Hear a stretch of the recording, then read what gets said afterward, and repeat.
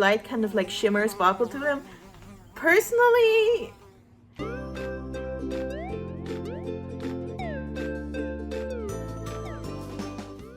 hi everyone, I'm Bobby and thank you so much for clicking on this video. Since last week I used probably the cheapest watercolors that I've ever seen to draw some cats, I decided that this week I'm actually going to use the most expensive watercolors that I own, and I'm going to keep practicing drawing cats some more. Instead of using watercolor paper, I'm also just going to use my sketchbook again from last time. And I'll be using this set of Daniel Smith watercolors with genuine gemstones in them. The fact that there is apparently actual gems in the paints is kind of pretty much the only reason I bought them, because I thought it sounded really pretty.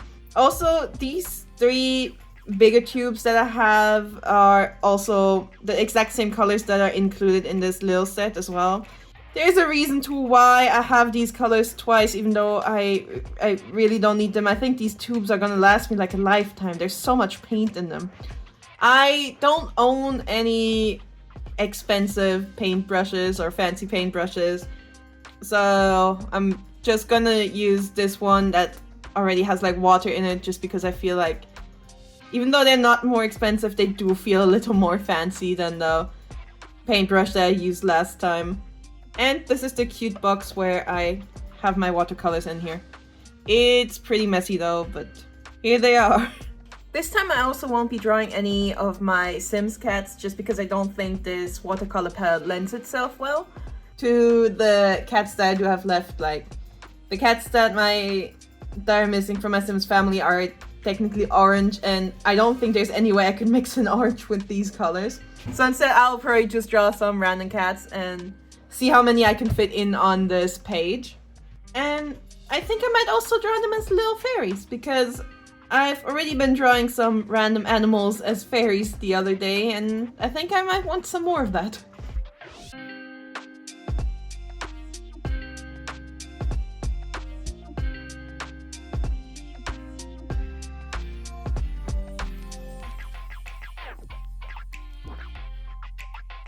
So now that the sketch is done, I'm going to go in with the line art and clean it up and add a few more details in there.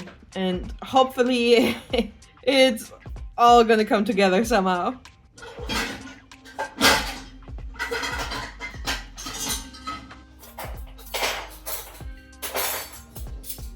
If you draw animals and you ever feel like they're lacking just a hint more detail, just draw these really random little lines that I draw as well, just to indicate kind of a fur pattern. This also works for other animals that don't actually have fur. Like, for example, you could draw for scales, you draw little U shapes. For some sort of like rough skin, you can draw little dots, kind of like you would also draw sand, or at least that's how I draw sand or indicate sand.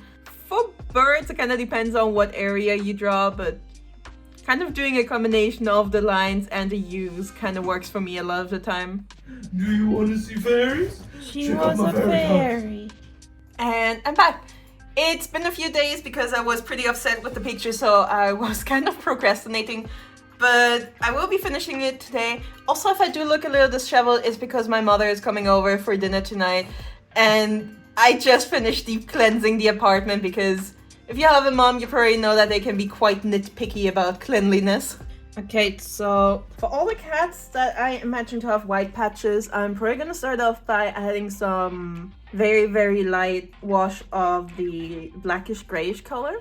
And hope for the best, because it's been quite a while since I used these colors last time.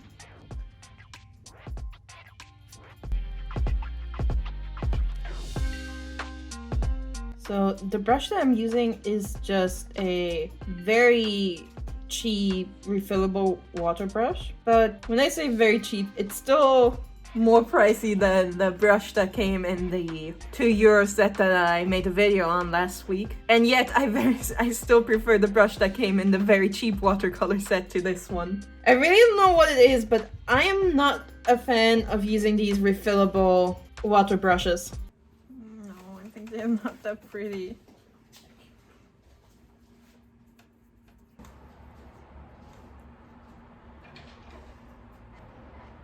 kind of nice? Mm. You know the way I magnetize them? They're sticking to the chair. So at least my boy ain't tipping.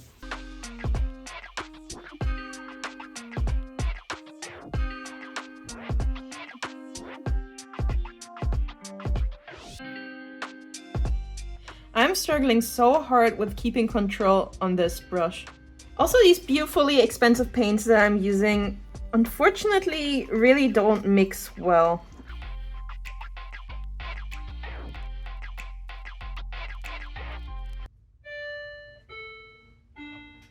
Alright, so I'm back from another quick break, and I also found my glasses, so I don't have to do this in blurry vision anymore.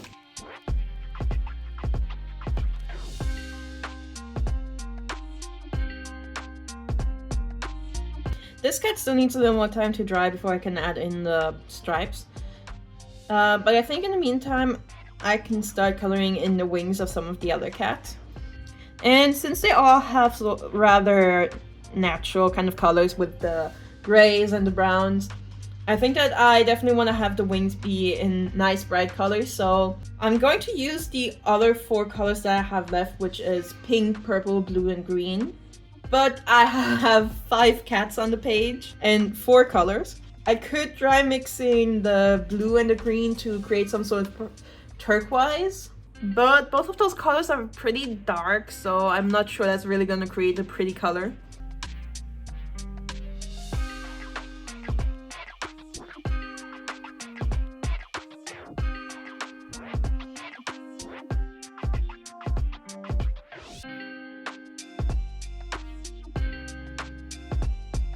Okay, so I think I'm gonna take another little break because I want to let the paints dry a little before I go in with adding another layer. For example, for the wings, there's definitely gonna be a second layer as well to darken up some bits, and this brown tiger cat still needs her wings colored to begin with, so... Alright, and I'm back. Everything's dried. My hair buns are slowly falling apart more and more with every shot.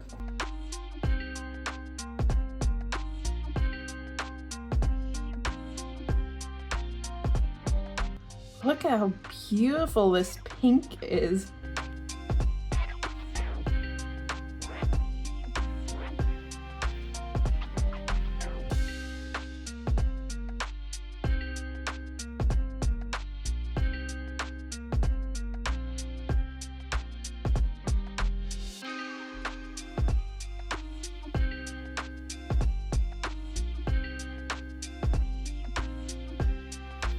Okay, well, I think I'm done. So, as you can see in the outer area of the wings, if you don't water down these colors as much as I've done for the rest of the pictures, the colors are very intense and they're very beautiful, but I rarely ever use them at this intensity because the colors are very dark and it's not exactly the kind of like aesthetic that I'm usually going for. I do like very bright colors or kind of really cute pastels. If we're lucky, we're actually gonna see these colors sparkle because these watercolors do have actual kind of like gem dust inside of them. The pictures that are drawn with them are supposed to have like a slight kind of like shimmer sparkle to them. Personally, I think the purple is the only one that actually shows that kind of glimmer. But because only this one tiny little cat with the tiny little wings has the purple color, I wonder if it's actually gonna be noticeable. Also, again, I did not use any watercolor paper, but I have watched a bunch of other people using these paints before I actually bought them myself, because again, they're pretty pricey, or at least I think they're kind of pricey. And something about these paints is, I think the fancy word for it is granulation. And basically it is what gives the paint more texture to it. And it's really a matter of taste of whether you like it or not. Personally, I prefer smooth colors, but again, just the fact that there's actual like gem dust inside of these paints is what really sold it to me, and that's why I still really love them. It's probably not gonna show up that bad like on camera, but with the cat in the middle, her dark brown spots, I actually mixed black and the brown paints together, and personally I think they did not mix well at all. You can really see the separation of the pigments, but at least from afar it looks pretty good. Also, I'm just gonna blame my my little water brush and the paper on this one, but I absolutely hate how streaky this blackish gray cat turned out. Alright, well, thank you so much for watching. I hope you enjoyed this week's video, and I really hope to see you again next week for another one. Also, if you enjoy my content, please consider to like, comment, and subscribe. And have a nice weekend. Goodbye!